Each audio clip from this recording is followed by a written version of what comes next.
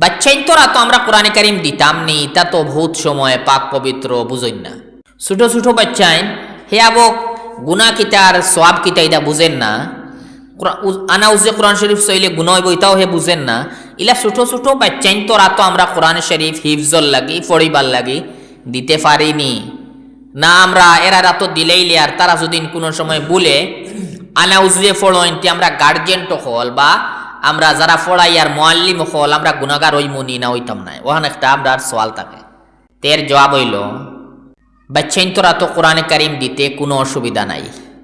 যে বাচ্চাইন তোরে কোরআনে কারিম হিফজল লাগি হোক বা কোরআনে কারিম দেখিয়া ফড়ার লাগি হোক, বাচ্চাইন তোরা তো কোরআনে কারিম দিতে কোনো নিষেধ নাই, বলকে দেওয়া জরুরি।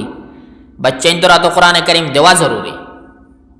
আপনি অভ্যাস বানানির লাগিয়া মোয়াল্লিমে হোক বা গার্জেন টকলে হোক উজুর কথা কইন উজু খরায় নাকি অভ্যাস বানানির লাগিয়া। কিন্তু এরপরে বহুত সময় এলা হইতে পারে তার উজু নাই, কিন্তু ওই বাচ্চা হিসাবে এখন না লুকার উজু পড়েন না ফড়িলার কোরআন শরীফ, এর দ্বারা না গার্জেন্টর কোনো গুণ হইব না মোয়াল্লিমর কোনো গুণ হইব, খেরোর গুণ হইতো না। ইন আমরা ফুকাহা হলে ফরমাইছেন যদি তারা তো ওই সময় কোরআন দেওয়া হয় না আর এই জাতির পাবন্দি লাগানি হয়ে যায় তে কোরআনে কারিম ওর হিফজরে যায় করা হইব। এক বাচ্চা কোরআন শরীফ ফড়িল নে আগে মুখস্থ করিল নে আপনি ওখানে নষ্ট করছেন।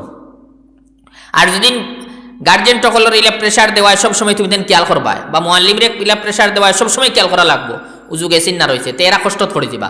অত লাগি ই জাতীয় জায়গা ইলা অত তাকিদর বা গুরুত্ব নাই, জরুরি নাই। এ তো আবার শরীয়তর মুকল্লফ নাই, আমাদের শরীয়তর হুকুম আকাম তার উপরে আইছে না। আপনি অভ্যাস বানানির লাগি দেখা আর এরপরে আর বেশি জিম্মাদারি লইবার দরকার নাই। কিন্তু ইকান ভাবিয়া যে আনা উজে বহুত সময় কোরআন শরীফ সইলিবতে তারে কোরআন শরীফ পড়িবার লাগি দিতাম না, ইকান করতা না। ইকান করলে কোরআন শরীফের হিফ যাই হইব, দিতা তারে কোরআন শরীফ ফড়ক।